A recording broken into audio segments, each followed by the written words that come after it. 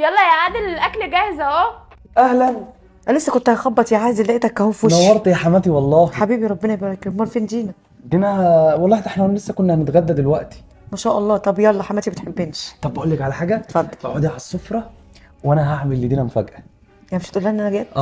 هي هتبقى مفاجاه. ماشي يا حبيبي. خش اقعدي ماشي. اتفضلي، نورتي والله. بسم الله ما شاء الله. بقول لك ايه، على فكره انا عامل لك مفاجاه. مفاجأة ايه فين؟ ماما بره تاكل معانا، طلعي بقى الاكل ده كله على السفره الكبيره عشان خاطر مش هينفع ناكل هنا. ماشي حاضر. يلا يا دينا، انا هروح اقعد بس اقعد معاها لحد ما انت تخلصي. اساعدك في اي حاجه؟ لا لا انا هشيل الاكل لوحدي، روح انت. ماشي.